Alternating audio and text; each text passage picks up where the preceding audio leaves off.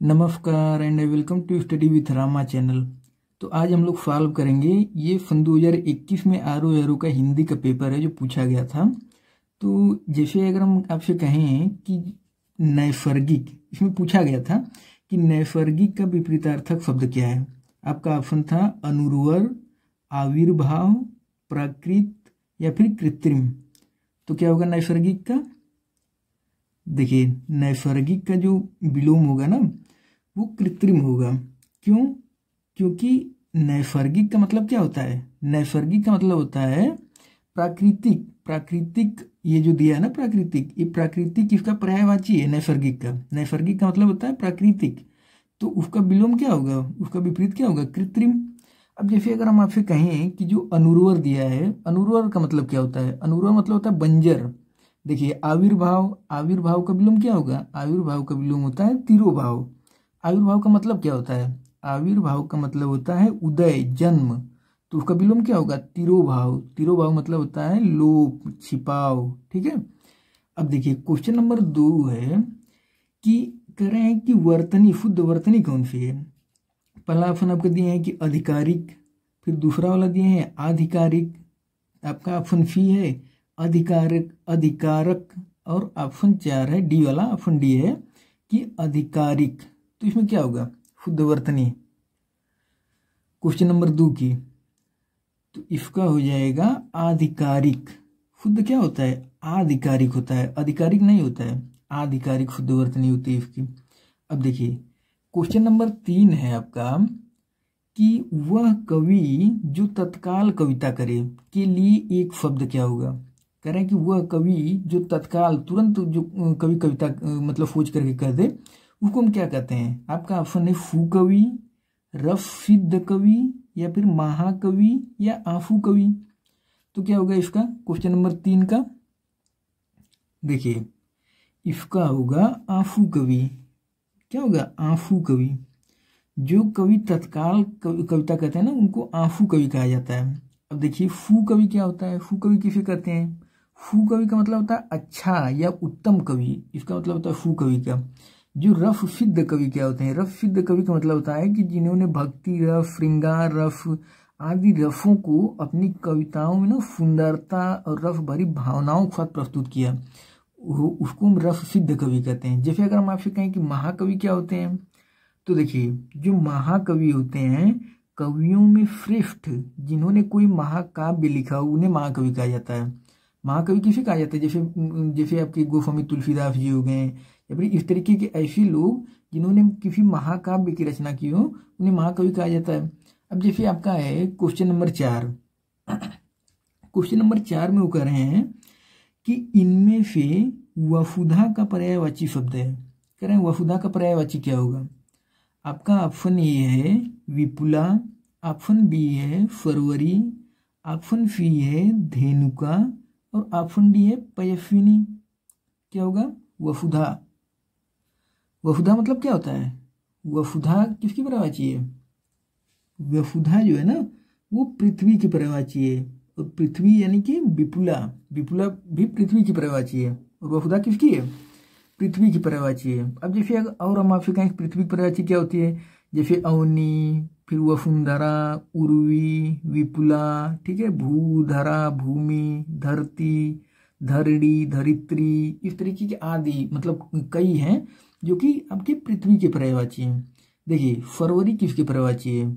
फरवरी किसको कहते हैं? फरवरी जो है ना वो रात्रि की पर्यायवाची है।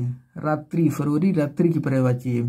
अच्छा, कुछ लोगों को ऐसा लगता है ना कि फरवरी शायद मछली की होगी, हम ही पहले गलती करते थे। तो मछली की पर्यायवाची फरवरी नहीं होती, फफरी होती है। फफरी, न कि फरवरी, तो इसलिए गलती ना करिए कभी। फफरी होती है मछली की पर्यायवाची, फरवरी नहीं। फरवरी किसकी है? रात्रि की। अब देखिए रात्रि की और पर्यायवाची क्या क्या होती है, जैसे निशा हो गया, रैन हो गया, रात हो गया, यामिनी हो गई, ठीक है, विभावरी, तमस्विनी, ये सब किसकी पर्यायवाची है? रात्रि की पर्यायवाची है।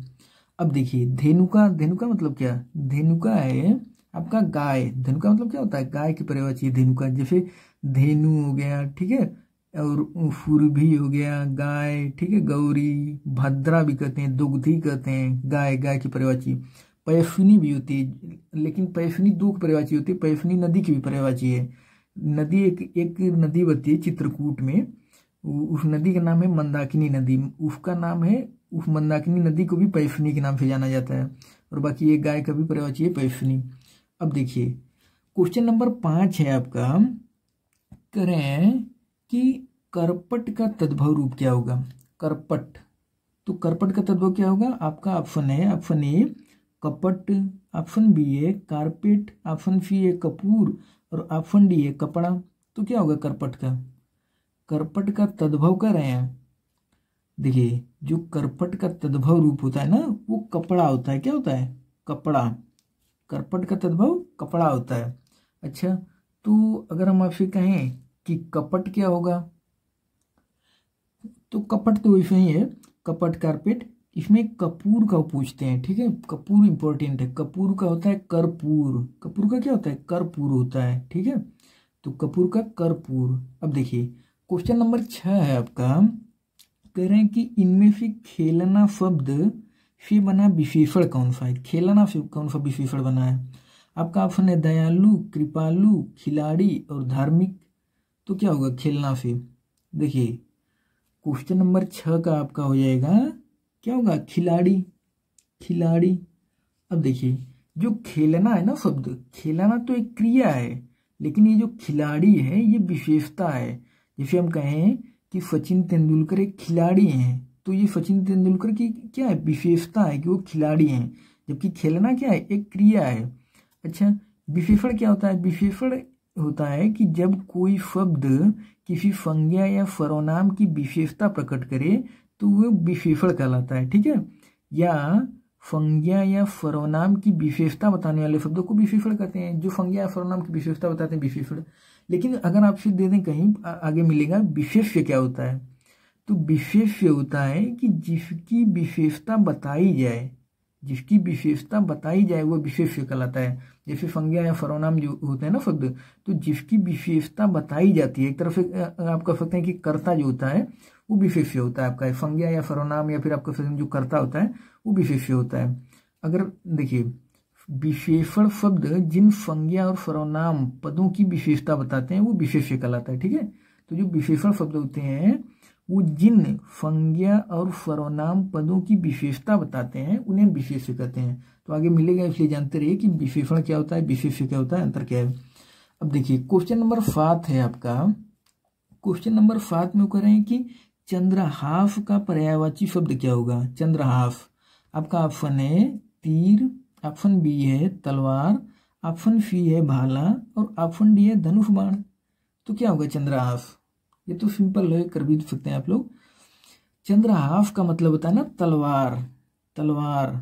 देखिए ये चंद्रहास शब्द आप लोग सुने होंगे, रावण के पास थी ना तलवार, तो उसको जब रामायण में अगर आप देखेंगे तो उसमें जिक्र है चंद्रहास कि रावण की चंद्रहास। तो चंद्रहास इस तरीके से, चंद्रहास का मतलब तलवार होता है, ठीक है।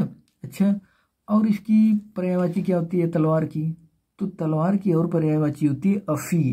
तलवार को अफी भी कहा जाता है, अफी कहा जाता है, करवाल कहा जाता है, चंद्रहास कहा जाता है, ठीक है, कृपाण भी कहा जाता है, शमशीर कहा जाता है। ये सब सारी किसकी पर्यायवाची हैं? तलवार की पर्यायवाची हैं। अब देखिए अगर हम आपसे कहें क्वेश्चन नंबर 8, क्वेश्चन नंबर 8 में वो कह रहे हैं कि निम्नलिखित में से एक शब्द विशेषण नहीं है। आपका ऑप्शन है अकूत, ऑप्शन बी है अचार, ऑप्शन सी है अकर्ण और ऑप्शन डी है अचंड। तो कह रहे हैं कि निम्नलिखित में से एक शब्द कौन सा है जो विशेषण नहीं है। क्या हो जाएगा? देखिए इसका हो जाएगा अचार। अचार विशेषण थोड़ी ना है, ये तो एक संज्ञा है। और देखिए संज्ञा, देखिए इसमें क्या होगा कि ये एक विशेष शब्द भी इसको आप कर सकते हैं। क्यों? क्योंकि संज्ञा या सर्वनाम जो होते हैं ना वो विशेष होते हैं, तो इसको आप संज्ञा कहें या विशेष भी कर सकते हैं। अगर हम आपसे कहें कि अकूत, अकूत का मतलब क्या होता है? अकूत का मतलब होता है कि जिसका आकलन करना मुश्किल हो, ठीक है, जिसका आकलन करना मुश्किल हो उसे हम अकूत कहते हैं। देखिए अकर्ण क्या होता है? अकर्ण का मतलब होता है कि जिसके कान ना हो, जो बहरा हो, उसे अकर्ण कहा जाता है। अचंड क्या होता है? अचंड, अचंड जो शब्द है ना, अचंड का मतलब होता है जो क्रोधी स्वभाव का ना हो, जो शांत हो, शांत स्वभाव का हो, क्रोधी स्वभाव का ना हो, उसे अचंड कहा जाता है। अब देखिए क्वेश्चन नंबर 9 है आपका, करें कि फ गुना लंबा में विशेषण का कौन सा भेद है। करें फ गुना लंबा में विशेषण का कौन सा भेद है। आपका ऑप्शन है गणनावाचक, ऑप्शन बी है क्रमवाचक, ऑप्शन सी है आवृत्तिवाचक और ऑप्शन डी है संपूर्णतावाचक। तो इसको पहले हम नोट से करवा दे रहे हैं, उसके बाद इसको करवाएंगे तब ज़्यादा समझ में आएगा, ठीक है। तो देखिए अगर हम आपसे कहें कि विशेषण क्या चीज़ होता है, अभी इसको तो हम करवाए हैं, विशेषण विकारी शब्द होते हैं। और देखिए संज्ञा और सर्वनाम की विशेषता बताने वाले शब्द को विशेषण कहते हैं। अब देखिए आपका विशेष्य क्या होता है। विशेष्य का मतलब होता है जिसकी विशेषता बताई जाए वो विशेष्य कहलाता है। अब विशेषण शब्द जिन संज्ञा और सर्वनाम पदों की विशेषता बताते हैं उन्हें विशेष्य कहते हैं। विशेषण संज्ञा से पहले भी प्रयुक्त हो सकते हैं और बाद में भी हो सकते हैं। अब इसको उदाहरण से आप देख लीजिए, जैसे अगर हम कहें कि वह ठंडा पानी है, तो यहाँ पे विशेषण आपका कहाँ प्रयोग हो रहा है, ये जो संज्ञा है ना पानी, पानी से पहले प्रयोग हो रहा है। या फिर हम कहें कि वह पानी ठंडा है, तो अभी ये संज्ञा के बाद में आ रहा है विशेषण, आपका विशेषता बता रहा है ना कि पानी की, कि पानी ठंडा है, लेकिन यहाँ पे जो ठंडा विशेषण है वो संज्ञा के बाद में आ रहा है। तो यही कह रहे हैं कि जो विशेषण शब्द है वो संज्ञा पहले भी आ सकता है, बाद में भी आ सकता है। अब देखिए आपका प्रविशेषण क्या होता है। प्रविशेषण का मतलब होता है कि विशेषण की भी विशेषता बताने वाले शब्द को प्रविशेषण कहते हैं। किसकी, जो विशेषण की भी विशेषता बताते हैं उन्हें प्रविशेषण कहा जाता है। अर्थात कुछ विशेषणों की भी विशेषण होते हैं उन्हें प्रविशेषण कहते हैं। यहाँ तक तो समझ में आ गया प्रविशेषण क्या होते हैं, जो विशेषण की भी विशेषता बताते हैं। अब इसको उदाहरण समझ लीजिए, जैसे अगर हम आपसे कहें कि क्षत्रिय बड़े साहसी होते हैं, तो इसमें देखिए क्षत्रिय तो आपका विशेष्य हो गया, और जो प्रविशेषण है ना ये साहसी विशेषण है। जैसे क्षत्रिय साहसी होते हैं, तो अब साहसी तो विशेषता बता रहा है क्षत्रिय की कि साहसी होते हैं, तो ये विशेषण हो गया। लेकिन इस साहसी शब्द की भी विशेषता बड़े शब्द बता रहा है ना कि बड़े साहसी होते हैं। कैसे, बड़े साहसी होते हैं, इसलिए इस विशेषण की विशेषताएं बता रहा है, तो ये प्रविशेषण हो गया। समझ में आई बात कि प्रविशेषण क्या होता है।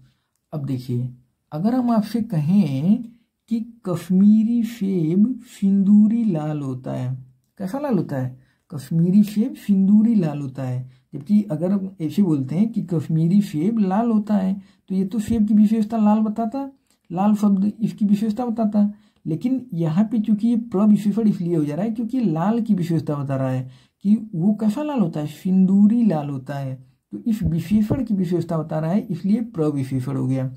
अब देखिए जैसे अगर हम आपसे कहें कि गरिमा अत्यंत सुंदर है, गरिमा अत्यंत सुंदर है, अब इसमें क्या होगा, जो अत्यंत शब्द है ना ये इस सुंदर की विशेषता बताने का काम कर रहा है, इसलिए क्या हो गया, प्रविशेषण हो गया।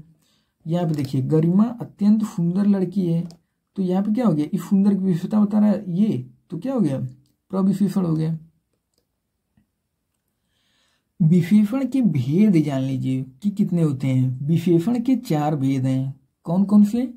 एक तो गुणवाचक विशेषण होता है, ये क्वेश्चन पुलिस वाले एग्जाम में एक बार पूछा गया था, विशेषण के कितने भेद होते हैं, तो उसके 4 भेद होते हैं। कौन कौन से, एक तो गुणवाचक विशेषण होता है, दूसरा सर्वनामिक विशेषण या संकेतवाचक विशेषण होता है, तीसरा होता है संख्यावाचक विशेषण, और चौथा होता है परिमाणवाचक विशेषण। तो जो विशेषण के भेद होते हैं ना वो कुल 4 भेद होते हैं। कौन कौन से, एक तो गुणवाचक विशेषण हो गया, सर्वनामिक विशेषण या संकेतवाचक विशेषण, तीसरा आपका संख्यावाचक, और चौथा परिमाणवाचक विशेषण। अब देखिए कह रहे हैं आपसे कि जो गुणवाचक विशेषण होता है ना, गुणवाचक विशेषण जिस विशेषण से किसी संज्ञा या सर्वनाम का गुण, दोष, रूप, रंग, आकार, प्रकार, संबंध, दफा आदि का पता चले उसे गुणवाचक विशेषण कहते हैं। और देखिए गुणवाचक विशेषण संज्ञाओं और सर्वनामों के गुण दोष, रूप, रंग, आकार, दफा आदि का बोध कराते हैं। यहाँ तक हो गया। अब अभी हम इसको समझाएंगे आगे। देखिए, गुण, गुण में कौन कौन सा है? जैसे भला बुरा, उचित अनुचित, सच्चा झूठा, ठीक, पापी दानी, न्यायी, दुष्ट सीधा, शांत, ये गुण में आ जाएगा। दफा में क्या क्या आता है? दफा में आता है दुबला पतला, मोटा गरीब, रोगी भारी। रंग में आपका काला पीला हरा, इस तरीके से आ जाएगा रंग में। आकार आपका जैसे आपका चौकोर, गोल, लंबा चौड़ा, तिरछा नुकीला, ये आकार में आ जाएगा। जैसे काल का मतलब क्या होता है? जैसे समय, जैसे नया कि पुराना, वर्तमान, भूत, भविष्य, ये आ जाएगा इसमें काल में। ये अब देखिए, ये आपका स्थान, स्थान मतलब बाहरी भीतरी, ठीक, दाया बाया, ये इस तरीके से ये स्थान में आ जाएगा। अगर हम आपसे कहें कि जो सर्वनामिक विशेषण होता है या संकेतवाचक विशेषण, ये क्या होता है? सर्वनामिक विशेषण या संकेतवाचक विशेषण। तो जो सर्वनामिक विशेषण होता है ना, जो शब्द सर्वनाम होते हुए भी संज्ञा से पूर्व आते हैं अथवा संकेत करते हैं, उन्हें संकेतवाचक या सर्वनामिक विशेषण कहते हैं। किसे कहते हैं? जो शब्द सर्वनाम होते हुए भी संज्ञा से पूर्व आते हैं अथवा संकेत करते हैं, उन्हें संकेतवाचक या सर्वनामिक विशेषण कहते हैं। अब इसको उदाहरण समझ लीजिए कि यह आदमी विश्वासी है। तो यहाँ पे यह जो आ रहा है ना, देखिए यहाँ पे क्या कर रहे हैं कि जो शब्द सर्वनाम होते हुए भी संज्ञा से पूर्व आते हैं, तो ये संज्ञा से पूर्व आ रहा है, आदमी से पूर्व आ रहा है यह, तो इसलिए संकेत कर रहा है कि यह आदमी विश्वासी है। तो यहाँ पे क्या हो जाएगा?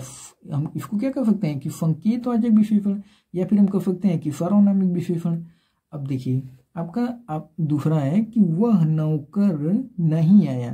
तो ये जो नौकर संज्ञा शब्द है ना, उससे पहले इसका सर्वनाम का प्रयोग हो रहा है। तो जब नौकर जो संज्ञा शब्द है, उस संज्ञा से पूर्व ये आते हैं जो सर्वनाम है। ये तो ये कर रहे हैं कि जो शब्द सर्वनाम होते हुए भी संज्ञा से पूर्व आते हैं अथवा संकेत करते हैं, उन्हें संकेतवाचक या सर्वनामिक विशेषण कहते हैं। अब संख्यावाचक विशेषण क्या होता है? संख्यावाचक विशेषण होते हैं कि जिस विशेषण से संज्ञा सर्वनाम की संख्या का बोध हो, उसे संख्यावाचक विशेषण कहते हैं। कह रहे हैं कि जिस विशेषण से संज्ञा सर्वनाम की संख्या का बोध हो, ठीक है। जैसे उदाहरण में देख लिए कि कुछ लोग, या फिर 30 दिन, 5 घोड़े, इस तरीके से अगर जैसे संख्या का बोध हो यहाँ पे ना, तो हम उसको क्या कहेंगे? संख्यावाचक। जिस विशेषण से संज्ञा सर्वनाम की संख्या का बोध हो। ऑप्शन इसको देख लिए, इसके दो भेद होते हैं। भेद में एक तो होता है कि निश्चित संख्यावाचक और एक होता है अनिश्चित संख्यावाचक। एक होता है निश्चित संख्यावाचक, संख्या निश्चित होगी एक में, और दूसरा होता है अनिश्चित संख्यावाचक, यहाँ पे संख्या निश्चित नहीं होगी। अब इसको समझ लीजिए। देखिए, प्रयोग के अनुसार निश्चित संख्यावाचक विशेषण निम्न प्रकार के होते हैं। अब यहाँ पे समझ लीजिए। देखिए, गणनावाचक विशेषण, यही अभी आपको मिलेगा वहाँ पेपर में। गणनावाचक विशेषण में आएगा आपका 1, 2, 3, 4, 5, इस तरीके से गणनावाचक विशेषण में आ जाएगा। जो क्रमवाचक विशेषण होता है ना, उसमें पहला, दूसरा, तीसरा, चौथा इस तरीके से प्रयोग होगा। क्रम को दर्शाया जाएगा। पहला क्रम, दूसरा क्रम, इस तरीके से आएगा, पहला, दूसरा, तीसरा। और जो आवृत्तिवाचक होता है, उसमें दूना, तिगुना, चौगुना, इस तरीके का शब्द प्रयोग होगा। आवृत्तिवाचक में दूना, तिगुना, चौगुना। और देखिए, जो समुदायवाचक विशेषण होगा ना, समुदायवाचक विशेषण में दोनों, तीनों, चारों, मतलब समुदाय का इसमें नहीं जिक्र हो रहा है कि कई लोग आ जा रहे हैं, इसमें दोनों, तीनों, चारों, समुदाय का जिक्र हो रहा है, तो ये समुदायवाचक में आ जाएगा, दोनों, तीनों, चारों, इस तरीके से। और जो 5वां है ना, प्रत्येक बोधक विशेषण, इसमें आपका प्रयोग होगा कि प्रत्येक, हर एक, दो दो, फवा, इस तरीके का प्रयोग होगा, तो प्रत्येक बोधक विशेषण हो जाएगा। अब इसको आप समझ लीजिए यहाँ से उदाहरण से कि जैसे 4 बालक जा रहे हैं, तो यहाँ पे कौन सा हो जाएगा? 4 बालक जिक्र हो रहा है ना, 4 बालक जा रहे हैं, तो गणनावाचक हो जाएगा। गणना क्यों? क्योंकि गणनावाचक में ये तो आ रहा है कि 4, तो 4 किस में है? 4 यहाँ देखिए 4 किस में प्रयोग हो रहा है? गणनावाचक में। तो यहाँ पे क्या हो जाएगा? गणनावाचक। देखिए तीसरा, तो तीसरा भी अपने ना किस में हो जाएगा? क्रमवाचक हो जाएगा तीसरा। वे दोनों, तो समुदाय का जिक्र हो रहा है, समुदायवाचक हो जाएगा। दोनों शब्द किस प्रकार का संख्यावाचक, तो किस में? समुदायवाचक हो जाएगा। सिंपल सी बात है। आप कहें कि निम्न शब्दों में से विशेषण शब्द है, तो विशेषण कौन सा हो जाएगा? पांचवा, वही पांचवा अभी क्रमवाचक में आ रहा था ना कि पहला, दूसरा, तीसरा, चौथा, पांचवा, तो ये पांचवा किस में आ जाएगा? वही क्रमवाचक की विशेषण है। तो ये आपका है कि गणनावाचक, देखिए गणनावाचक संख्यावाचक विशेषण के भी 2 भेद होते हैं। गणनावाचक संख्यावाचक विशेषण के भी 2 भेद होते हैं। कौन कौन सा? एक तो होता है पूर्णांक बोधक विशेषण। पूर्णांक बोधक विशेषण, पूर्णांक बोधक विशेषण में ये इतना आ जाएगा, ये इतना पूरा आपका पूर्णांक बोधक में आ जाएगा। जैसे ये शब्दों में या अंकों में लिखे जाते हैं, बड़ी बड़ी निश्चित संख्याएं अंकों में और छोटी छोटी तथा बड़ी बड़ी अनिश्चित संख्याएं शब्दों में लिखी जाती हैं। जैसे 1, 2, 4, 100, 1000, ये किस में आ जाएगा? पूर्णांक बोधक में आ जाएगा। और अपूर्णांक बोधक में क्या आएगा? अपूर्णांक बोधक में जैसे पाव, आध, पौन, सवा, चौथाई, ऐसे अगर जिक्र होगा ना, तो ये अपूर्णांक बोधक विशेषण में आ जाएगा। अपूर्णांक बोधक। अब देखिए ये है आपका परिमाणवाचक विशेषण। परिमाणवाचक विशेषण में क्या होता है? परिमाणवाचक विशेषण होता है कि जो संज्ञा या सर्वनाम की नाप तौल या माप का बोध कराए। जो संज्ञा या सर्वनाम की नाप तौल या माप का बोध कराए उसे परिमाणबोधक विशेषण कहते हैं। इसके 2 भेद होते हैं। कितने? 2 भेद इसके भी होते हैं। कौन कौन से? एक तो होता है निश्चित परिमाण बोधक विशेषण, निश्चित परिमाण बोधक विशेषण, और दूसरा होता है अनिश्चित परिमाण बोधक विशेषण। अब इसको थोड़ा सा समझ लीजिए। देखिए ये है आपका कि थोड़ा भोजन करो या फिर कुछ आम लाओ, तो ये किस में आ जाएगा? अनिश्चित में आ जाएगा, क्योंकि थोड़ा, कुछ, इस तरीके का जो अनिश्चित में आ जाएगा। ठीक है, तो इसी तरीके से आपका है कि देखिए यहाँ पे है कि राम की गाय अधिक दूध देती है। उक्त वाक्य में अधिक विशेषण किसकी विशेषता बता रहा है? दूध की। जरूर बात है, राम की गाय अधिक दूध देती है, तो क्या हो जाएगा? दूध की, मतलब दूध की विशेषता बता रहा है ना, कि अधिक जो शब्द है किसकी विशेषता बता रहा है? दूध की बता रहा है। प्रयोग की दृष्टि से विशेषण के 2 भेद हैं। कौन कौन? एक तो होता है विशेष्य विशेषण। प्रयोग की दृष्टि से कह रहे हैं कि प्रयोग की दृष्टि से विशेषण के 2 भेद होते हैं। ठीक है, तो जो प्रयोग की दृष्टि से अगर बात करेंगे तो एक होता है विशेष्य विशेषण और दूसरा होता है विधेय विशेषण। अब इसको समझ लीजिए कि विशेष्य विशेषण क्या होता है और विधेय विशेषण क्या होता है, क्योंकि अभी क्वेश्चन मिलेगा इस पे। तो जो विशेष्य विशेषण होता है ना, जो विशेषण विशेष्य के पूर्व आए वह विशेष्य विशेषण कहलाता है। जो विशेषण विशेष्य के पूर्व आए वो विशेष्य विशेषण कहलाता है। जैसे रमा सुशील कन्या है। रमा कैसी कन्या है? सुशील कन्या है। तो जो विशेष्य है ना, विशेष्य मतलब संज्ञा, संज्ञा और सर्वनाम सहित मिलकर विशेष्य बनता है। जो विशेष्य होता है कर्ता विशेष्य, तो विशेष्य क्या होता है? संज्ञा सर्वनाम।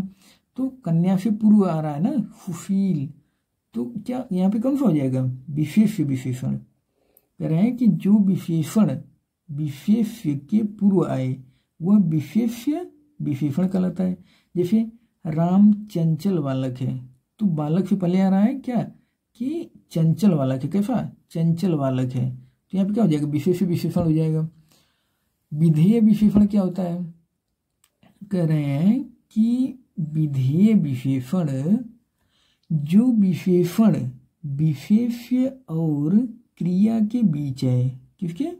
जो विशेषण विशेष्य और क्रिया के बीच आए उसे विधेय विशेषण कहते हैं। इस पे क्वेश्चन अभी पूछा गया था प्रीवियस ईयर वाले पेपर में, अभी मिलेगा, तो इसको समझ लिए अच्छे से।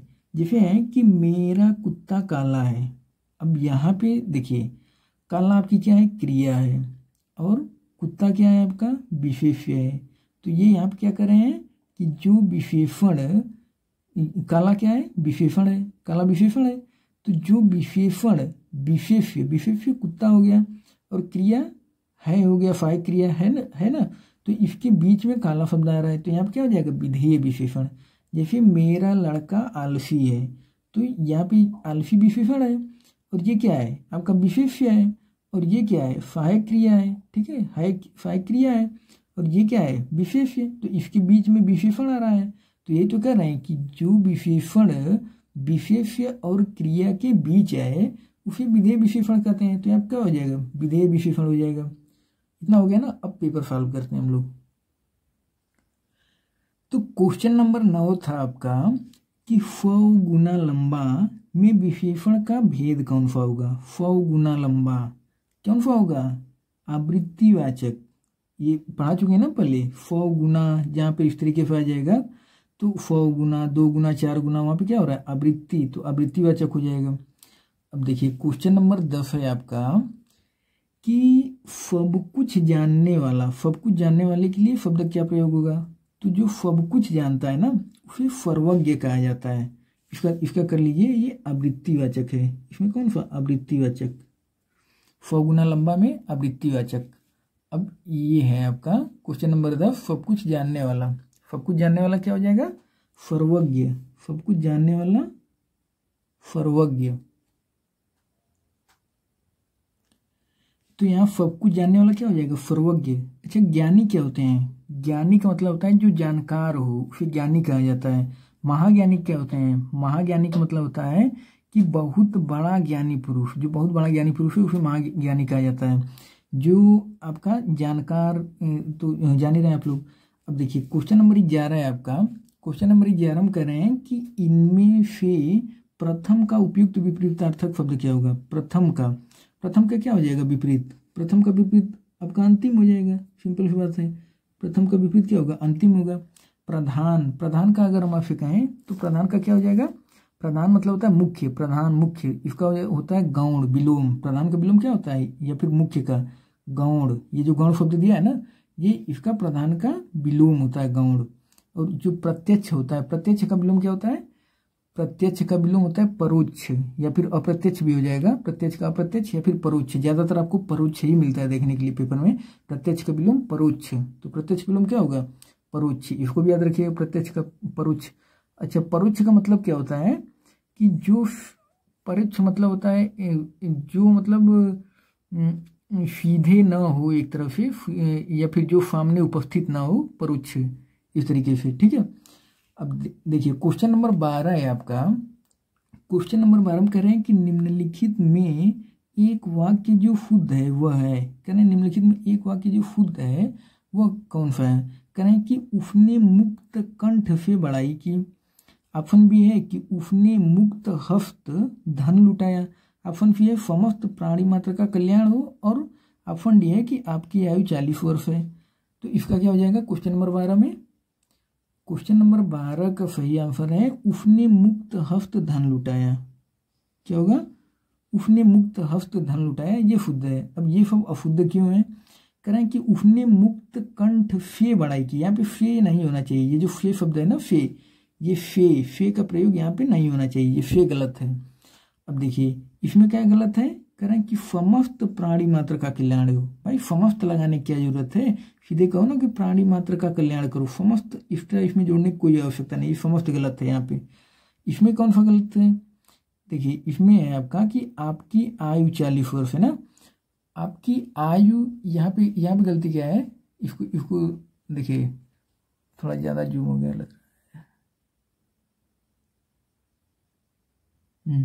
इसमें क्या गलत है, आपकी आयु नहीं, यहाँ पे अवस्था होता है। आपकी अवस्था 40 वर्ष है, ठीक है। तो यहाँ पे ये गलत है, आपकी अवस्था, यहाँ पे आपकी आयु नहीं होनी चाहिए, आपकी अवस्था 40 वर्ष है। क्वेश्चन नंबर 13 क्या होगा। क्वेश्चन नंबर 13 में कह रहे हैं कि उत्तराधिकार में प्राप्त संपत्ति करें कि इन अनेक शब्दों के लिए एक शब्द क्या होगा। उत्तराधिकार में प्राप्त संपत्ति, उत्तराधिकार में जो प्राप्त संपत्ति होती है ना, उसे रिक्त कहा जाता है। रिक्त क्या होगा, रिक्त। उत्तराधिकार में प्राप्त संपत्ति रिक्त। धरोहर किसे कहते हैं? धरोहर का मतलब होता है कि जो परंपरा के रूप में हमें पूर्वजों से मिल गया हो, जो मतलब गुण या विचार जो परंपरा के रूप में हमें पूर्वजों से मिल गया, उसे हम धरोहर कहते हैं। और ये आपका उत्तराधिकृत क्या होगा? उत्तराधिकार भी इसको कह सकते हैं आप, उत्तराधिकृत या उत्तराधिकार की मतलब किसी की मृत्यु के बाद जो संपत्ति मिलने का अधिकार होता है ना, किसी की मृत्यु हो गई उसके बाद जो हमें संपत्ति मिलती है उसका जो अधिकार होता है हमारा, वो उत्तराधिकार होता है।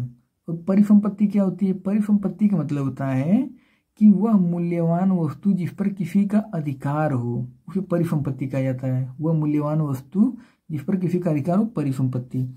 अब देखिए क्वेश्चन नंबर 14 है आपका कि चोर का पर्यायवाची शब्द है। चोर का पर्यायवाची क्या होता है? चोर का पर्यायवाची होगा खनक। क्या होगा? चोर का पर्यायवाची खनक होगा। अब उदक किसका पर्यायवाची होता है? अच्छा, चोर का और पर्यायवाची क्या क्या होती है?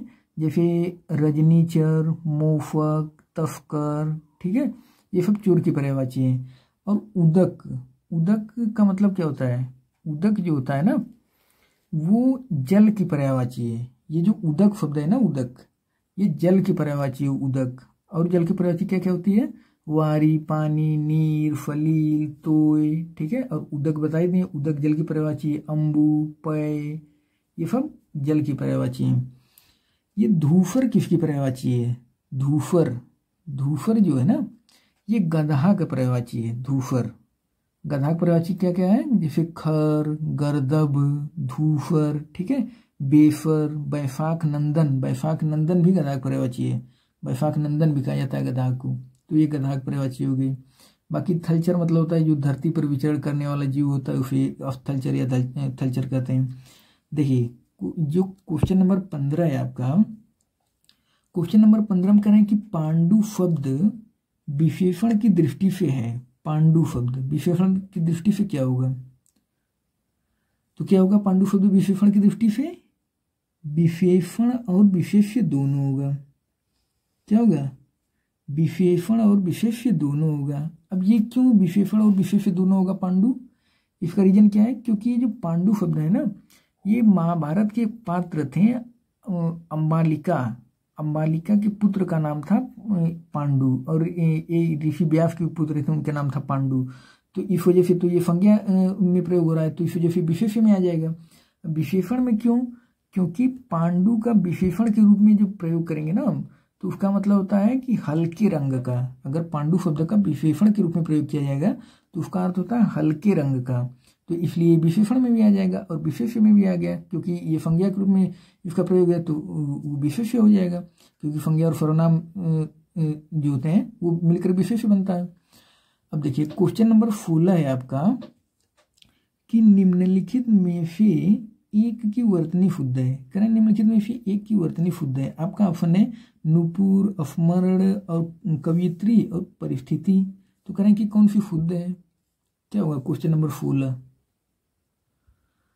देखिए कवियत्री, कवियत्री यहाँ पे शुद्ध लिखा गया है, कवियत्री। और जो नुपुर है ना, नुपुर, ये नुपुर गलत क्यों है? नुपुर में क्या गलती है? देखिए नुपुर में पहली बात तो न पे बड़ा होना चाहिए, नू और प जो है ना उस पे छोटा होता है। नूपुर मतलब न पे बड़ा हो और प पे छोटा होता है, तब शुद्ध होगा इसका नुपुर। और देखिए नुपुर होता क्या है? नुपुर जो होता है ना, स्त्रियों के पैर का गहना जो घुंघरू होता है ना, घुंघरू, उसी को नुपुर कहा जाता है।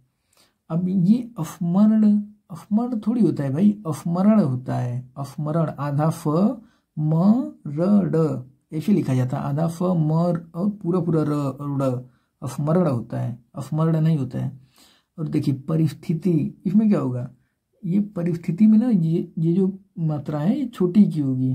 परिस्थिति, परिस्थिति थोड़ी ना होगा, परिस्थिति होता है तो तब पर छोटी की मात्रा लगती है, तब जाकर शुद्ध होता है परिस्थिति। अब देखिए क्वेश्चन नंबर 17 है आपका, कह रहे हैं कि वर्तनी की दृष्टि से शुद्ध शब्द है। तो वर्तनी की दृष्टि से शुद्ध है, इसमें कौन सा हो जाएगा? परीक्षा। सिंपल सी बात है, तो परीक्षा यहाँ पे शुद्ध है। अब देखिए क्वेश्चन नंबर 18 है आपका। क्वेश्चन नंबर 18 में कह रहे हैं कि बिना पलक करें बिना पलक झपकाए, बिना पलक झपकाए के लिए एक शब्द होगा। बिना पलक झपकाए के लिए एक शब्द क्या होगा? इसका क्या हो जाएगा? बिना पलक झपकाए के लिए एक शब्द निर्निमेष। क्या होता है? निर्निमेष। बिना पलक झपकाए निर्निमेष। क्वेश्चन नंबर 19 है आपका। क्वेश्चन नंबर 19 में कह रहे हैं कि अनुरक्ति का विपरीतार्थक शब्द क्या होगा? अनुरक्ति। अनुरक्ति का विपरीत क्या होगा? अनुरक्ति का विपरीत होता है विरक्ति। सिंपल सी बात है भाई। अनुरक्ति का विलोम क्या होता है? विरक्ति होता है। अनुरक्ति का विलोम विरक्ति। आसक्ति का मतलब क्या होता है? आसक्ति का मतलब होता है आसक्त होने की अवस्था। आसक्ति का विलोम होता है अनासक्ति। और जो प्रशस्ति है ना, प्रशस्ति, प्रशस्ति का मतलब होता है कि प्रशंसा, तारीफ, बड़ाई। तो इसका विलोम क्या हो जाएगा? प्रशस्ति का। प्रशस्ति का विलोम हो जाएगा अप्रशस्ति। सिंपल सी बात। और ये प्रकृति, तो प्रकृति का क्या हो जाएगा? कृत्रिम हो जाएगा। अब देखिए क्वेश्चन नंबर 20 है आपका। क्वेश्चन नंबर 20 में कह रहे हैं कि निम्नांकित में एक वाक्य जो शुद्ध है वह है। कौन सा इसमें शुद्ध है? Question number 20। क्वेश्चन नंबर 20 में शुद्ध कौन सा है? बिना टिकट यात्रा दंडनीय है। बिना टिकट यात्रा दंडनीय है, ये इसमें शुद्ध है। अब अशुद्ध कौन कौन सा है? तो बाकी शब्द अशुद्ध हैं ही, लेकिन उसमें शुद्धि क्या है? मैं अनेकों बार। भाई अनेकों नहीं होता है, अनेक अपने आप में खुद ही बहुवचन है। उसका अनेक का बहुवचन भी अनेक ही होता है। तो यहाँ पे अनेकों नहीं अनेक होगा। यहाँ क्या है कि इस हीरे का मूल्य नापा नहीं जा सकता। नापा नहीं होगा भाई, आंका नहीं जा सकता। ठीक है, मूल्य, हीरे के मूल्य को आंका जाता है, आंका नहीं जा सकता, नापा नहीं होगा। आप केवल इतना ही काम कर दीजिए। देखिए जब यहाँ पे हम इतना प्रयोग कर रहे हैं कि आप इतना ही काम कर दीजिए, तो केवल लगाने क्या हो सकता है? यहाँ पे केवल जो शब्द है ना वो एक्स्ट्रा है। केवल की यहाँ पे कोई आवश्यकता नहीं थी, तो यहाँ पे ये गलत हो जाएगा। अब देखिए क्वेश्चन नंबर है आपका 21। क्वेश्चन नंबर 21 में कह रहे हैं कि जो ईश्वर में विश्वास रखता हो के लिए एक शब्द क्या होगा? जो ईश्वर में विश्वास रखता हो, जो ईश्वर में विश्वास रखता है उसे आस्तिक कहा जाता है। क्या कहा जाता है? जो ईश्वर में विश्वास रखता हो उसे आस्तिक कहा जाता है। अच्छा, तो ये आस्थावान क्या होता है? आस्थावान कहते हैं कि आस्था रखने वाले को आस्थावान कहते हैं। विश्वास किए जाने योग्य जो होता है उसे विश्वासी कहते हैं। ठीक है, विश्वासी मतलब जो विश्वास किए जाने योग्य विश्वासी। असुर जाति का की जो स्त्री होती है उसे आसुरी कहा जाता है। आसुरी का मतलब क्या होता है? असुर जाति की स्त्री, आसुरी। तो ये आपका क्या हो जाएगा? यहाँ जो ईश्वर में विश्वास रखता हो आस्तिक। क्वेश्चन नंबर 22 है आपका। क्वेश्चन नंबर 22 में कह रहे हैं कि निम्नलिखित में विशेष शब्द है। आपका ऑप्शन है विपन्न, वादी, विशिष्ट या फिर मानस। कह रहे हैं निम्नलिखित में विशेष शब्द कौन सा है? तो क्वेश्चन नंबर 22 का क्या हो जाएगा?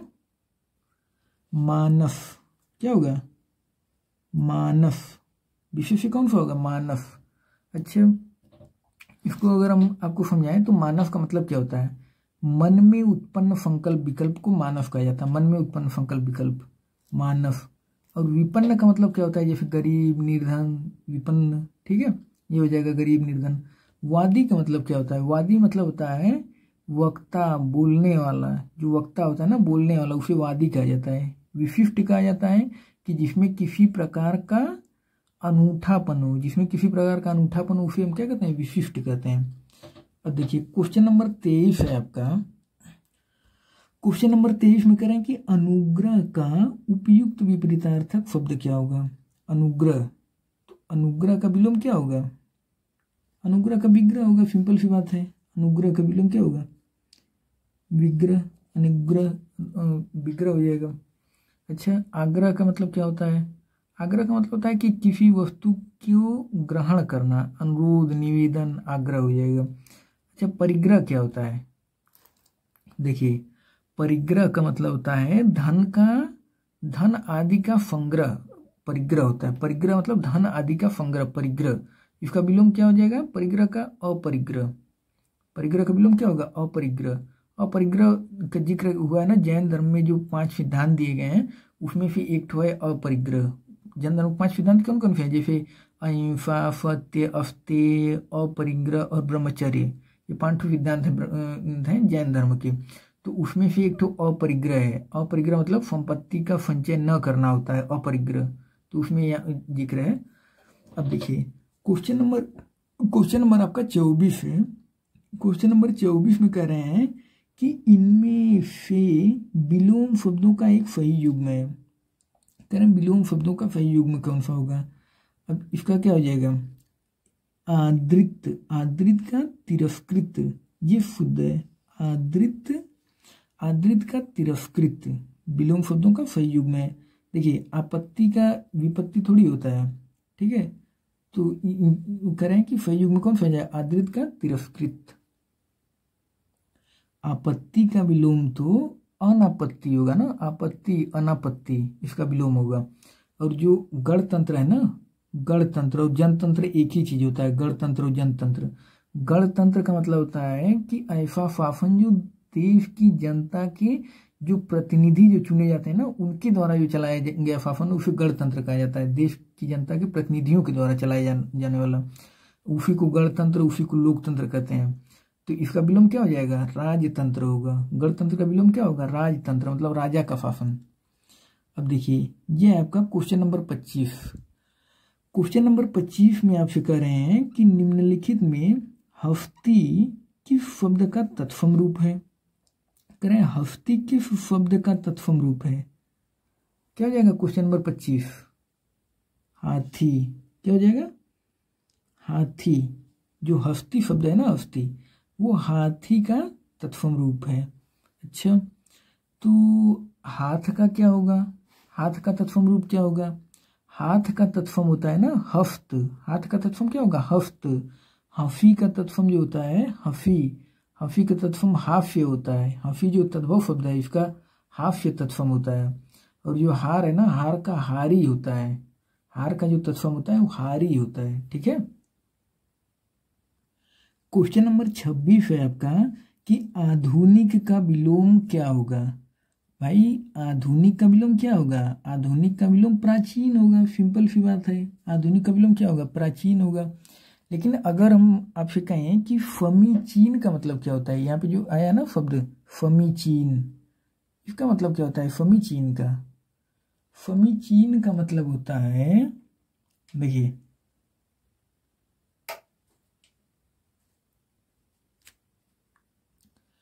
समीचीन का मतलब होता है यथार्थ, उचित, ठीक, तर्कपूर्ण, ये होता है समीचीन।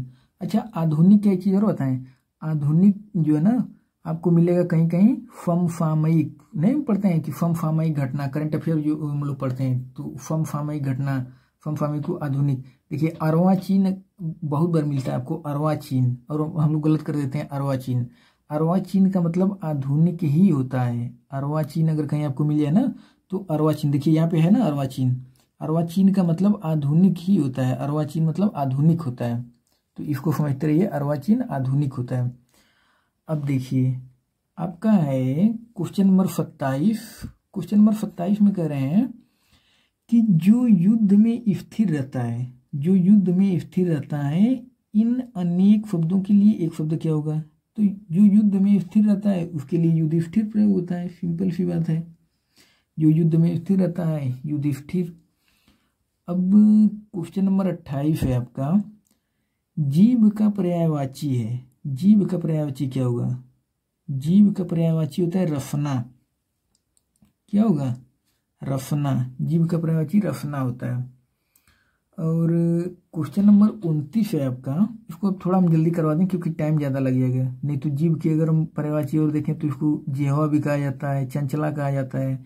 ध्वनि पर्यायवाची होती है नाद, स्वर, ताल, ये सब ध्वनि पर्यायवाची होती है। जीव का मतलब होता है जैसे रूह, रूह का मतलब भी जीव होता है। प्राण, आत्मा, जीवात्मा, ये सब जीव की पर्यायवाची होती है।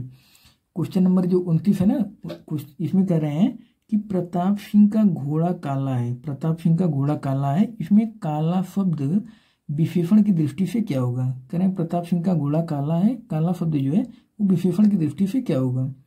तो क्या होगा, इसको हम पढ़ा चुके हैं, अभी समझा चुके हैं ना, इसीलिए पहले हम उसको करवाए हैं। देखिए जो प्रताप सिंह है ना, उसके बाद क्या आ रहा है घोड़ा, तो घोड़ा और है, घोड़ा आपकी संज्ञा है और है जो है सहायक क्रिया है। तो इस संज्ञा और सहायक क्रिया के बीच में विशेषण का प्रयोग हुआ है, तो यहाँ पे क्या हो जाएगा, विधेय विशेषण। ये तो हम समझाए थे कि जो विधेय विशेषण होता है वो संज्ञा और जो क्रिया है उसके बीच में विशेषण का प्रयोग होता है। तो यहाँ पे कौन सा हो जाएगा, विधेय विशेषण। क्वेश्चन नंबर 30 है आपका। क्वेश्चन नंबर 30 में कह रहे हैं, देखिए ये है आपका क्वेश्चन नंबर 30। प्रयागराज में 10वां व्यक्ति कोरोना पीड़ित है। अब इसको समझिए, 10वां किसमें आएगा, क्रमवाचक, 10वां क्रमवाचक। इसको हम बता चुके हैं ना उधर की 10वां मतलब पहला दूसरा तीसरा चौथा पांचवा सातवां आठवां नौवां 10वां इस तरीके जब जाएगा तो ये किसमें आएगा, क्रमवाचक में आ जाएगा। और दोनों चारों इस तरीके से होगा तो समुदाय में आ जाएगा। 2 गुना 3 गुना तो आवृत्ति में आ जाएगा। गणना का मतलब जो गिनती संख्या है गणना में आ जाती हैं, ठीक है। 1 2 3 4 तो गणना में आ जाते हैं। देखिए क्वेश्चन नंबर है आपका 31। क्वेश्चन नंबर 31 में कह रहे हैं कि तिमिर का पर्यायवाची क्या होगा। तो तिमिर का पर्यायवाची क्या होगा, तिमिर मतलब होता है अंधकार। तिमिर मतलब क्या होता है, अंधकार। तो सिंपल सी बात है, तिमिर का पर्यायवाची यही हो जाएगा। और भी अगर आपको जानना है तिमिर की पर्यायवाची तो जैसे अंधकार, अंधेरा, तम, इस तरीके से आपको मिल जाएगा। तो ये तिमिर मतलब अंधकार की पर्यायवाची हो जाएगी। प्रकाश का पर्यायवाची क्या होता है, प्रकाश का मतलब होता है ज्योति, दीप्ति, प्रभा, ये सब प्रकाश हो जाता है। जैसे अगर हम रात्रि की आपसे बात करें कि रात्रि की पर्यायवाची क्या होती है, जो रात्रि है ना, रात्रि की पर्यायवाची क्या होती है, रात्रि की पर्यायवाची होती है रैन। जैसे आप लोग रामायण अगर देखे होंगे तो उसमें आता है कि जब वो जाता है ना, एक ठो राक्षस मिलता है उनको, बजरंगबली को, रास्ते में जब ये सजवन बूटी लेने जाते रहे होते हैं तो इनको राक्षस मिलता है ना, पता नहीं कौन सी डाइन रहती है, नहीं एक ठो कोई राक्षस है। तो वहां पे क्या होता है कि वो गाना में जिक्र है कि मतलब बजरंगबली जा रहे होते हैं तो उसमें गाना में जिक्र है कि रैन बसेरा कर लो, रैन बसेरा जी। तो रैन बसेरा, रैन मतलब रात्रि, रात्रि का बसेरा। तो इसीलिए जो रात्रि का पर्यायवाची है रैन, तो इसको याद रखिएगा। रैन, रजनी, यामिनी, विभावरी, फरवरी, अभी बताया था ना फरवरी, फरवरी मिला भी था, ये फरवरी रात्रि पर्यायवाची, फरवरी, क्षणदा, ये सब रात्रि पर्यायवाची है। तो इसको याद रखिएगा, रात्रि पर्यायवाची। अब देखिए सूर्य की पर्यायवाची क्या होती है, सूर्य की पर्यायवाची सिंपल है, दिनकर, दिवाकर, भानु, भास्कर, तरड़ी। तरड़ी में देखिए 2 चीजें, तरड़ी में अगर छोटी की मात्रा लगी होती है तो सूर्य की पर्यायवाची होती है, और तरड़ी में अगर बड़ी की मात्रा लगी है तो नाव की पर्यायवाची हो जाती है। तो इसमें इसको याद रखिएगा, अगर छोटी की मात्रा है तरड़ी में तब सूर्य की पर्यायवाची होगी, लेकिन अगर तरड़ी में बड़ी की मात्रा लग गई तो नाव की पर्यायवाची होती है। बाकी पतंग, पतंग भी सूर्य की पर्यायवाची होती है, इसको भी याद रखिएगा। पतंग, आदित्य, हंस, अंशुमाली भी कहा जाता है, मार्तंड कहा जाता है सूर्य भगवान को, ठीक है। तो ये सब सूर्य भगवान की पर्यायवाची है। अब देखिए क्वेश्चन नंबर है आपका 32। क्वेश्चन नंबर 32 में कह रहे हैं कि हुताफन पर्यायवाची है। हुताफन किसका पर्यायवाची है, भाई सिंपल सी बात है, ये तो बहुत चर्चित है, अग्नि हो जाएगा। हुताफन किसकी पर्यायवाची है, अग्नि की। अग्नि की और कौन कौन सी पर्यायवाची है इसको भी जान लीजिए। तो अग्नि पर्यायवाची, अग्नि को हम क्या क्या कहते हैं, पावक कहते हैं, ज्वाला कहते हैं, अनल कहते हैं। देखिए अनिल हो जाएगा तो हवा की पर्यायवाची हो जाएगी अनिल, अनिल हवा की पर्यायवाची होती है, लेकिन अनल अग्नि की पर्यायवाची होती है। वैश्वानर भी कहा जाता है अग्नि को, अग्नि वैश्वानर, ठीक है।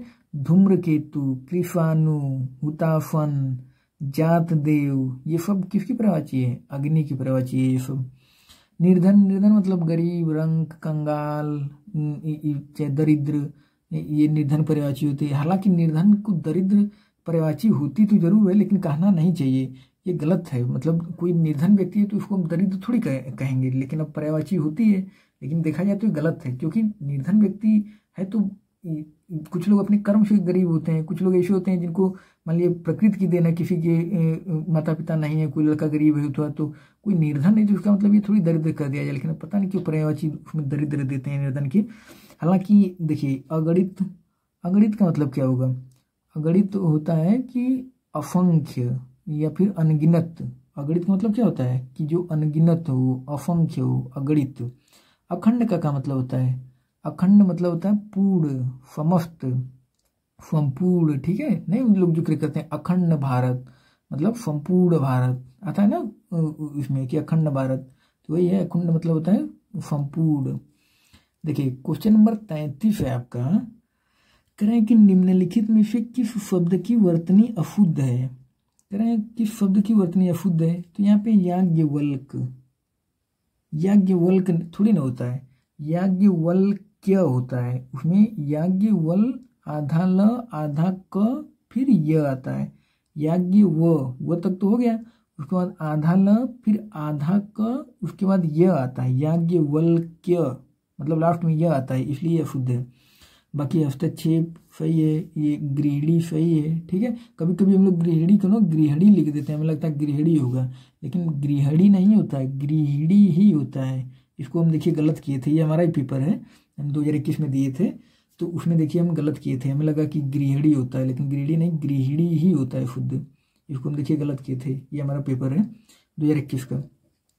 देखिए चौथा आपका मिल रहा है ना कि चौथा का तत्सम शब्द क्या होगा। चौथा का तत्सम होता है चतुर्थ। चौथा का तत्सम क्या होता है, चतुर्थ। ये चतुष्पद नहीं होगा, चतुर्थ होता है, चौथा का तत्सम चतुर्थ होता है। बाकी अगर हम चतुष्पद की बात करें तो चतुष्पद का तद्भव होता है चौपाया। चतुष्पद जो शब्द है ना, इसका मतलब होता है चौपाया। जो चतुष्क का मतलब होता है चौपहल, इस तरीके से आता है, चतुष्क चौपहल, चतुष्काठ ये चौखट का होता है हमारे हिसाब से। हाँ, चतुष्काठ चौखट का ही होता है। ठीक है, चतुष्काठ चौखट का होता है, तो इस हिसाब से क्या हो जाएगा, 34 का चतुर्थ। देखिए क्वेश्चन नंबर 35 है आपका, घोड़ा का उपयुक्त तत्सम शब्द है। करें घोड़ा का उपयुक्त तत्सम शब्द क्या होगा। घोड़ा का घोटक होता है, सिंपल सी बात है। घोड़ा का जो तत्सम है घोटक। अब देखिए घोड़ा की अगर पर्यायवाची आपसे पूछे, घोड़ा पर्यायवाची क्या क्या होती है। घोड़ा पर्यायवाची होती है तुरंग, घोड़ा को तुरंग भी कहा जाता है, तुरंग कहा जाता है, अश्व कहा जाता है, हाय कहा जाता है, हाय शब्द भी घोड़ा पर्यायवाची है। घोटक हो गया, पाजी हो गया, फैंधव भी कहा जाता है घोड़ा को। ठीक है, घोड़ा पर्यायवाची फैंधव भी होती है। बाकी तुरंग बताई दी, तो ये सब बाजी, ये सब घोड़ा पर्यायवाची हैं। क्वेश्चन नंबर 36 है आपका कि आवर्तक का विपरीतार्थक शब्द क्या होगा। आवर्तक का विलोम क्या होगा। आवर्तक का विलोम होता है अनावर्तक। आवर्तक का विलोम अनावर्तक होता है। अच्छा, जो आपका प्रवर्तक है इसका मतलब क्या होता है। प्रवर्तक का विलोम होता है अप्रवर्तक। जो आवृत्त है ना, आवृत्त का होता है अनावृत्त, आवृत्त का विलोम अनावृत्त। प्रकर्षक का होता है अपकर्षक करके, प्रकर्षक अपकर्षक। तो इसको याद रखिएगा, आवर्तक का अनावर्तक। देखिए क्वेश्चन नंबर 37 है आपका कि जो किसी विषय का ज्ञाता हो के लिए क्या शब्द प्रयोग हुआ। जो किसी विषय का ज्ञाता हो उसे विशेषज्ञ कहा जाता है भाई, सिंपल सी बात है। जो किसी विषय का ज्ञाता हो उसे क्या कहेंगे, विशेषज्ञ कहेंगे। ठीक है। अच्छा, अभिज्ञ क्या होता है। अभिज्ञ का मतलब होता है जानकार, अभिज्ञ जानकार। ठीक है, अभिज्ञ का विलोम अनभिज्ञ होता है, तो अभिज्ञ मतलब जानकार होता है। विशिष्ट का मतलब होता है जो विशेषता युक्त हो, उसे विशिष्ट कहा जाता है। बाकी चैतन्य का मतलब होता है कि जिसमें ज्ञान की, भाव की और व्यक्ति अर्थात क्रियाशीलता की अनुभूति हो, चैतन्य होता है। ठीक है, तो चैतन्य आपका, लेकिन बस इसको याद रखिए मेन कि जो किसी विषय का ज्ञाता है उसे विशेषज्ञ कहा जाता है। देखिए क्वेश्चन नंबर 38 है आपका, कह रहे हैं कि बिजली का पर्याय है। बिजली का पर्यायवाची क्या होती है। बिजली की पर्यायवाची दामिनी होती है, सिंपल सी बात है। बिजली पर्यायवाची क्या होगी, दामिनी। अब इसको आप कैसे करेंगे, बिजली पर्यायवाची और क्या क्या होती है इसको भी जान लीजिए। बिजली की और क्या क्या पर्यायवाची होती है। देखिए बिजली पर्यायवाची होती है आपकी चपला, चंचला, दामिनी, सौदामिनी, तड़ित, क्षण प्रभा, इस तरीके से और भी कई हैं। ठीक है, जो बिजली पर्यायवाची होती हैं। और फरवरी तो हम बता ही चुके, रात्रि की पर्यायवाची है फरवरी। बाकी निशा, रैन, रात, यामिनी, रजनी, ये सब त्रियामा, ये सब बता चुके हैं ना, रात्रि की पर्यायवाची होती है। बाकी अगर हम बात करें आपकी रमणी का मतलब क्या होता है। देखिए रमणी जो पर्यायवाची है ना वो स्त्री की पर्यायवाची होती है, स्त्री को रमणी कहा जाता है। रमणी किसको कहा जाता है? स्त्री को कहा जाता है रमणी। और क्या क्या पर्यायवाची होती है इसकी? स्त्री को कहा जाता है सुंदरी, कांता, महिला, ललना। देखिए ललना शब्द भी स्त्री की ही पर्यायवाची है, इसको याद रखिएगा। कभी ललना अगर कहीं मिल जाए ना तो वो स्त्री की ही पर्यायवाची होती है, जबकि लगता नहीं है, लगता है कि ललना किसी लड़की उड़के को, छोटे लड़कों को ललना कहा जाता है, बट ऐसा नहीं है। ललना जो है वो स्त्री की पर्यायवाची है। और वनीता, ये सब किसकी पर्यायवाची है?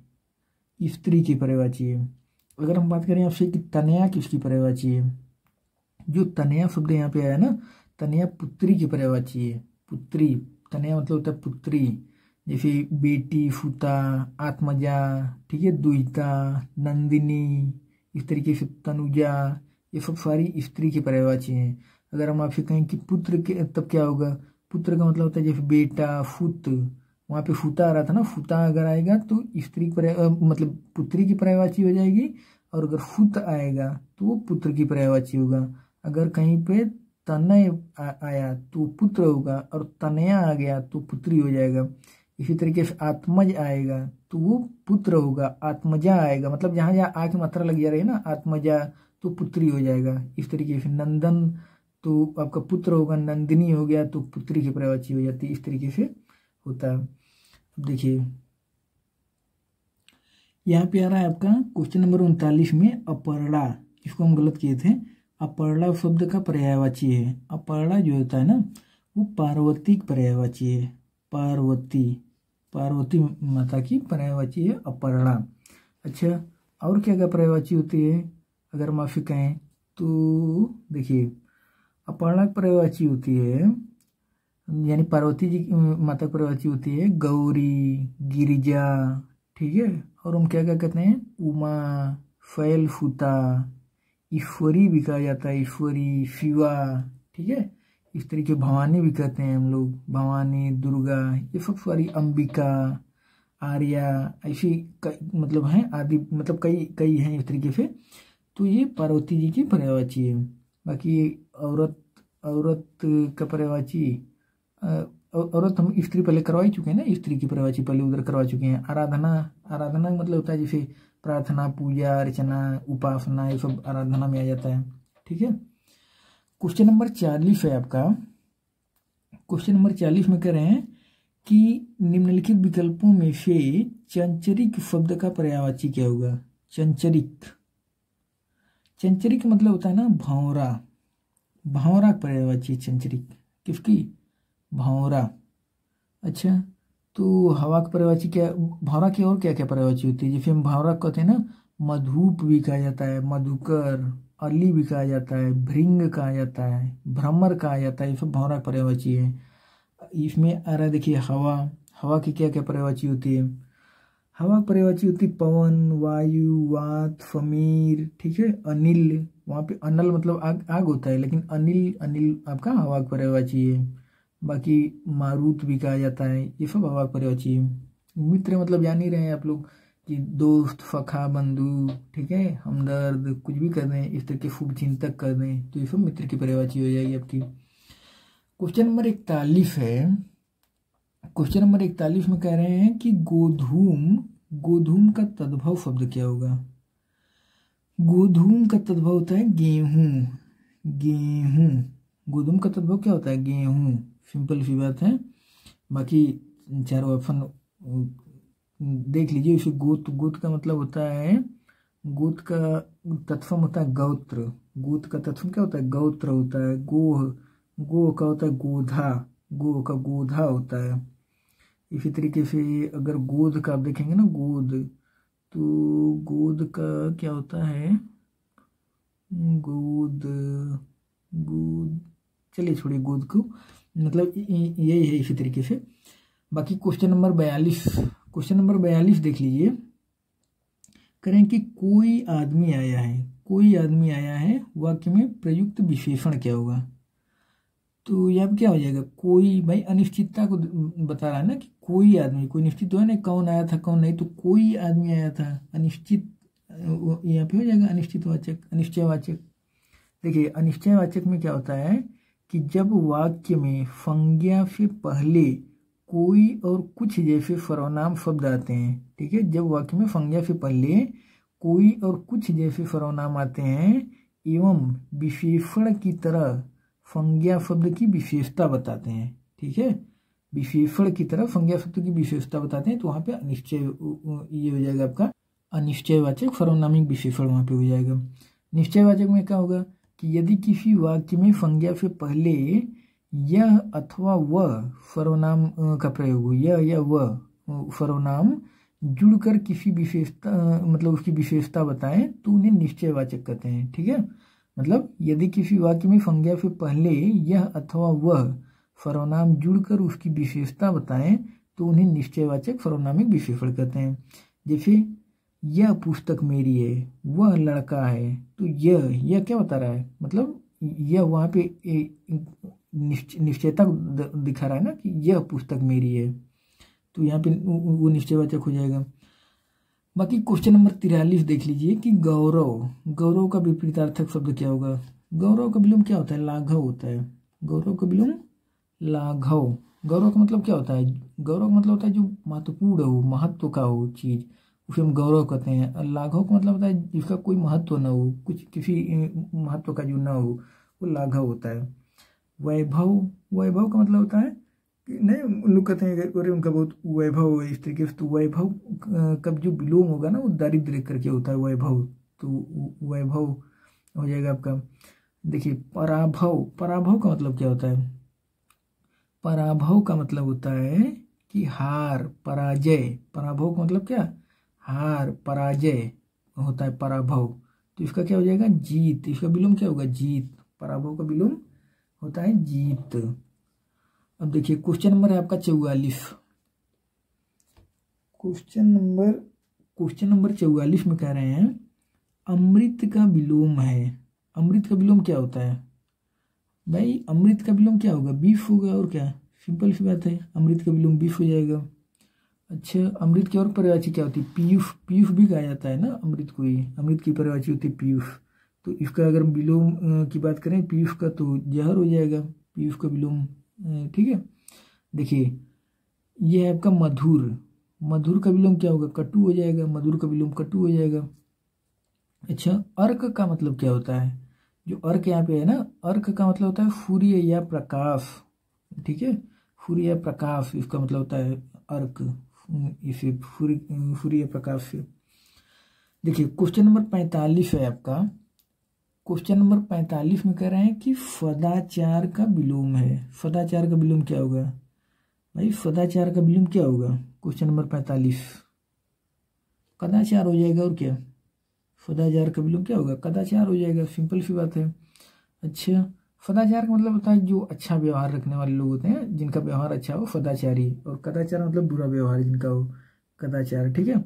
आचार का विलोम क्या होगा, आचार का विलोम अनाचार हो जाएगा, अन्याय का न्याय हो जाएगा, ठीक है। अपराध का विलोम क्या हो जाएगा, जो अपराध है अपराध का निरपराध हो जाएगा, ठीक है, अपराध निरपराध। देखिए क्वेश्चन नंबर है आपका 46। क्वेश्चन नंबर 46 कह रहे हैं कि निम्नलिखित में से तद्भव शब्द है। निम्नलिखित में से तद्भव शब्द कौन सा है, क्या हो जाएगा यहाँ तद्भव। देखिए इसको हम गलत भी किए थे, क्वेश्चन नंबर 46 हमें लगा अंगना है, लेकिन अंगना नहीं है। कह रहे हैं निम्नलिखित में से तद्भव शब्द कौन सा होगा, गयंद। ये जो गयंद है ना शब्द, ये तद्भव है, गयंद तद्भव है। तो इसको आप लोग याद रख लीजिए कि गयंद का जो तत्सम होता है ना, गयंद का तत्सम वो गजेंद्र होता है। गयंद तद्भव शब्द है, इसका तत्सम गजेंद्र होता है, तो इसलिए ये था, इसको हम गलत किए थे। देखिए अंगना जो है ना, अंगना का तत्सम क्या होगा, अंगना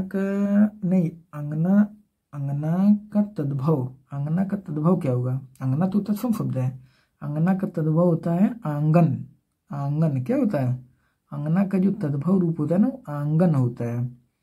और आपका यहाँ अंगी शब्द है ना, अंगी का मतलब होता है शरीर युक्त, इस तरीके से कुछ करके है अंगी, शरीर से संबंधित। और वानर क्या हो जाएगा, वानर जो है ये तत्सम है, वानर तो तत्सम है, इसका बानर मतलब बंदर हो जाएगा, वानर नहीं बंदर, क्या हो जाएगा, वानर का बंदर होगा। देखिए गांव में जब बंदर आते हैं तो आज के समय में हर कोई कहता है ना बंदर आए बंदर आए, लेकिन पहले समय में जब आप लोग सुने होंगे तो लोग कहते हैं ना कि भगवान राम की वानर सेना, कभी कोई कहता है बंदर सेना, कभी नहीं कहता ना कोई, भगवान राम की वानर सेना ऐसे बोला जाता है। तो इसलिए वानर बहुत पहले से यानी प्रयोग में आ रहा है। तो ये संस्कृत से एक तरह से रिलेटेड ना पुराना काफी शब्द है, तो जो रिलेट होकर के आए हैं बाद में, तो आपका ये क्या हो जाएगा, इसीलिए ये वानर आपका किसमें जाएगा, तत्सम में जाएगा। अच्छा, मतलब जो पुराने समय में प्रयोग होते थे जो संस्कृत से कन्वर्ट होकर के आए हैं ना।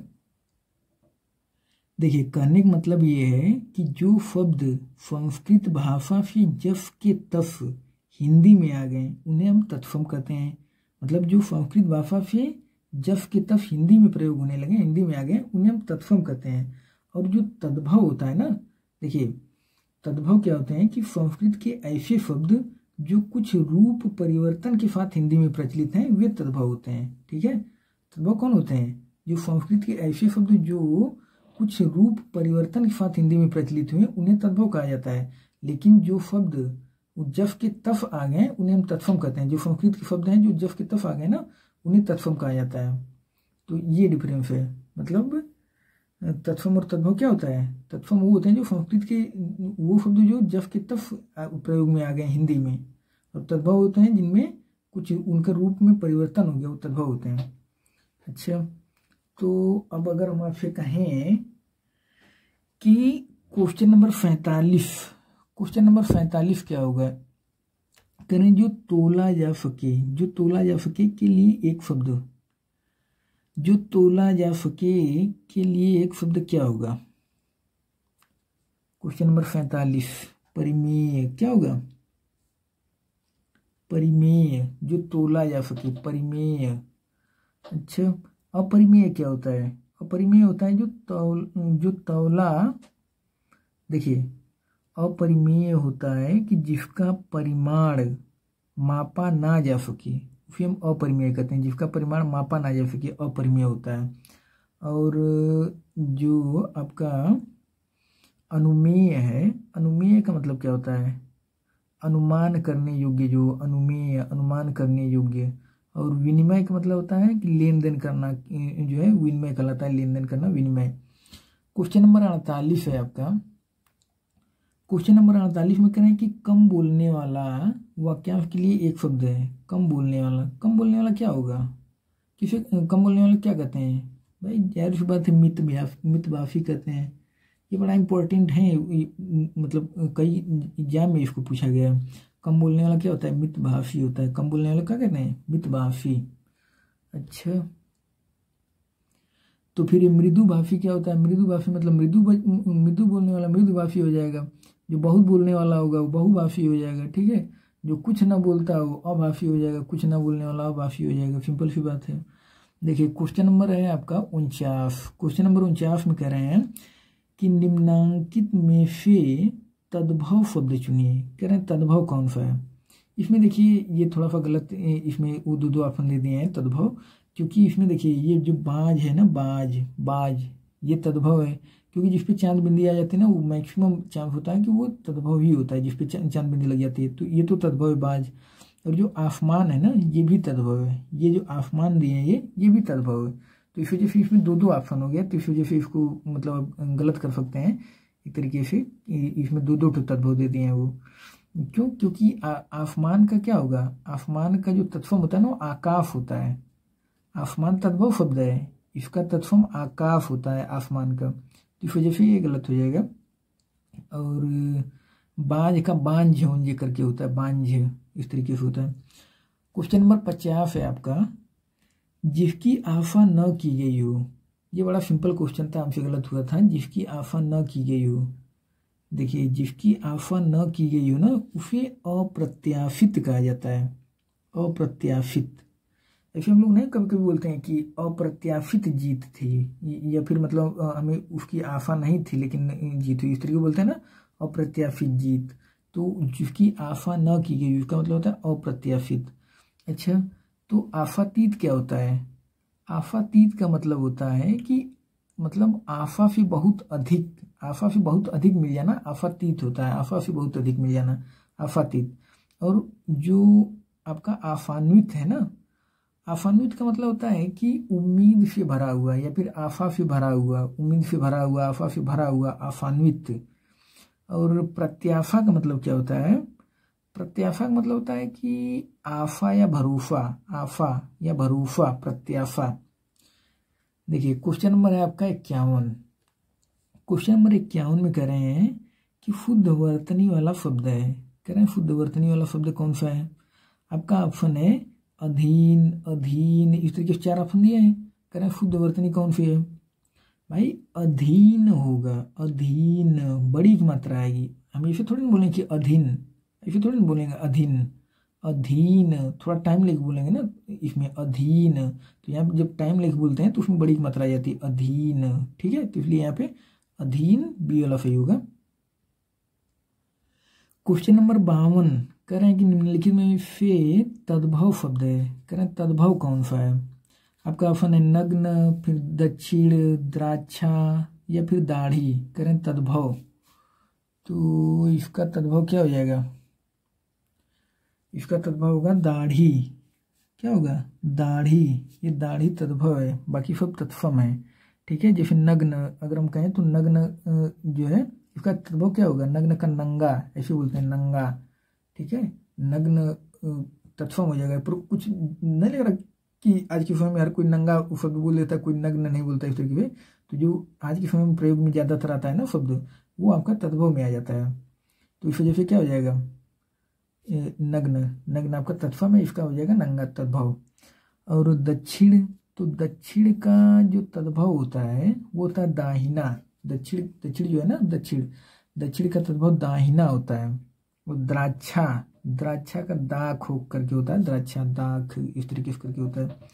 देखिए क्वेश्चन नंबर 53 जो है, क्वेश्चन नंबर 53 में कह रहे हैं कि निम्नलिखित शब्दों में से तत्सम शब्द है।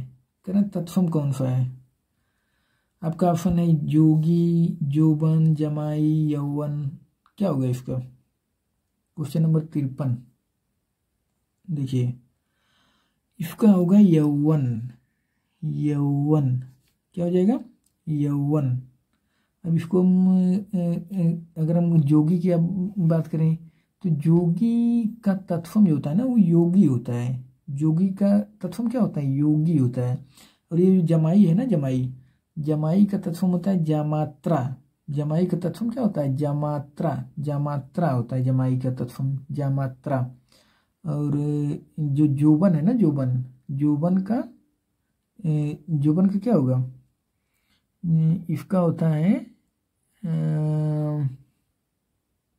ये जो यौवन शब्द है ना, यौवन, इसी का तद्भव है जोबन। ये जो जोबन शब्द आया ना, जोबन, ये इसी यौवन का है। देखिए क्वेश्चन नंबर 54 जो है, क्वेश्चन नंबर 54 में कह रहे हैं कि निम्नलिखित में पृथ्वी का पर्यायवाची शब्द नहीं है। कह रहे हैं निम्नलिखित में पृथ्वी का पर्यायवाची शब्द नहीं है। कौन सा पृथ्वी पर्यायवाची नहीं है? तो इसमें क्या हो जाएगा? अचल। जो अचल है ना, अचल, ये पृथ्वी का पर्यायवाची नहीं है, अचल। अच्छा, तो पृथ्वी पर्यायवाची कौन कौन है? इला, अचला, अवनी, ये सब पृथ्वी पर्यायवाची हैं। पृथ्वी पर्यायवाची और कौन कौन से हैं?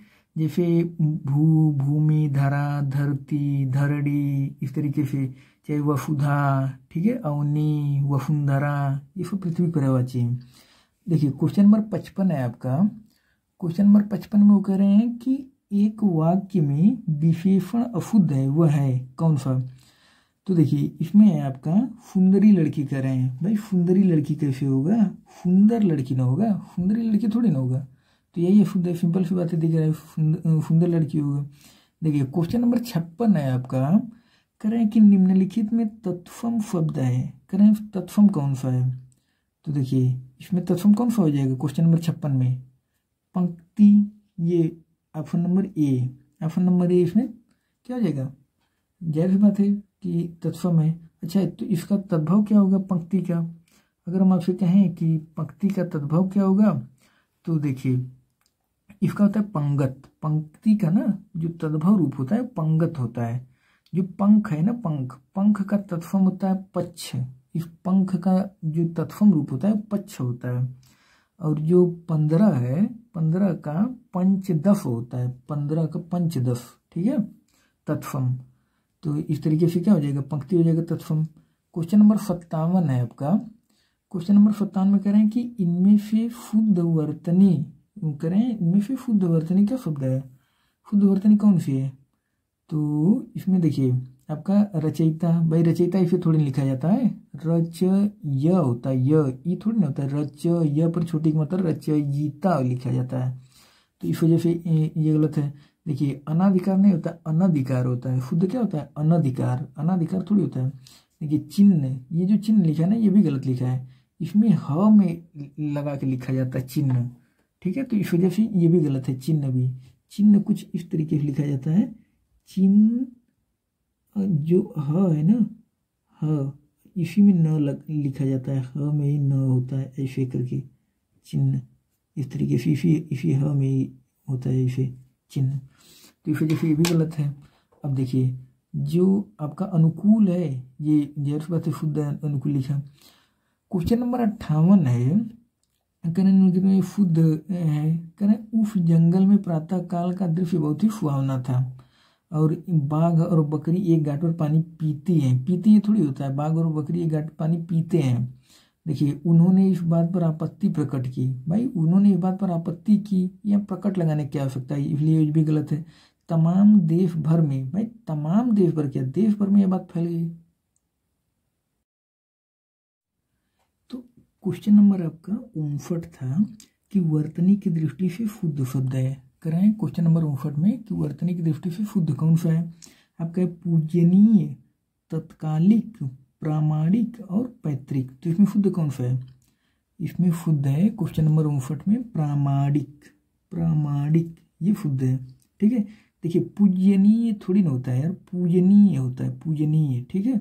ये तत्कालिक नहीं होता है, तात्कालिक होता है, तात्कालिक। और ये पैतृक ऐसे थोड़ी लिखा जाता है, पैतृक लिखा जाता है ऐसे, ऐसे पैतृक, ये शुद्ध रूप होता है, पैतृक ऐसे लिखा जाता है।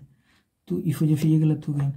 अब देखिए क्वेश्चन नंबर 60 है आपका, कह रहे हैं कि जिसकी विशेषता बताई जाए उसे कहते हैं, क्या कहते हैं, जिसकी विशेषता बताई जाए उसे विशेष्य कहते हैं, क्या कहते हैं, जिसकी विशेषता बताई जाए उसे विशेष्य कहा जाता है, क्या कहा जाता है, विशेष्य। और विशेषण क्या होता है ये तो आप लोग जानते ही हैं, सर्वनाम क्या होता है, बाकी सब। तो विशेष्य, जिसकी विशेषता बताई जाए उसे विशेष्य कहा जाता है। तो ये था आपका 60 क्वेश्चन। हमें लग रहा है थोड़ा ज़्यादा लंबा हो गया होगा वीडियो, क्योंकि एक्सप्लेन कर रहे हैं पूरा ना, एक एक करते हुए थोड़ा लंबा हो गया है। लेकिन अगर लंबा हो गया होगा तो आगे कोशिश करेंगे थोड़ा और शॉर्ट छोटा वीडियो बनाएं। बाकी मिलते हैं अगले वीडियो में, धन्यवाद।